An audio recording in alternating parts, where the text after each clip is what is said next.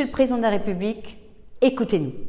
Je viens d'apprendre, comme tout le monde, qu'aujourd'hui, l'Allemagne vient d'obtenir de la Commission européenne 200 milliards d'euros pour faire face au bouclier énergétique et pour en faire bénéficier ses entreprises et les particuliers. Ces 200 milliards se rajoutant aux 100 milliards déjà obtenus. 300 milliards au total pour l'Allemagne, alors qu'en parallèle, la France n'a obtenu que 60 milliards d'euros. Il y a un véritable problème de distorsion de concurrence.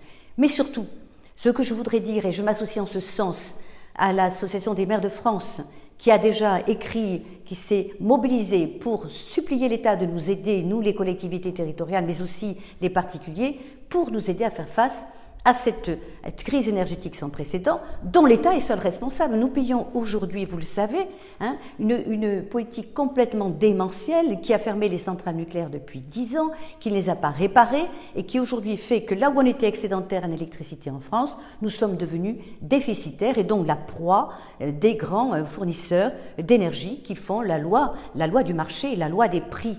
Ces prix, nous ne pouvons plus les assumer, ni nous, ni les entreprises, ni les particuliers. J'entends encore aujourd'hui à la télévision que Engie, via les compteurs Linky, va de temps en temps, carrément, de façon unilatérale, fermer l'eau chaude, fermer la chaleur, les réseaux de chaleur, sans que les particuliers aient leur mot à dire. Nous sommes dans une véritable, finalement, une forme de despotisme énergétique. Alors, je dis à l'État, aidez-nous, et en ce sens, aidez-nous de deux manières. D'une part, à assumer financièrement ces difficultés, je l'espère, transitoires, mais surtout, aidez-nous en nous permettant de continuer, nous, ce que nous avons entamé déjà à Montauban, à essayer de devenir autosuffisants en matière d'énergie. Il ne suffit pas de nous demander de restreindre notre consommation, ce qui est aberrant, ce qui est d'ailleurs une politique classique des écologistes dogmatiques, c'est qu'au fond, on veut nous arrêter partout, c'est l'immobilisme total, on ne doit plus rien faire, on ne doit pas avancer. Au contraire, nous disons, aidez-nous à créer de nouvelles ressources d'énergie renouvelable. Aidez-nous en nous permettant d'être beaucoup plus proactifs pour accompagner les entreprises, voire même la collectivité pour la production d'électricité. Je pense au photovoltaïque, où là, on a sans arrêt des arrêtés qui nous bloquent, de la réglementation qui nous empêche, même des recours qui sont faits par l'État sur des permis de construire devant le tribunal administratif.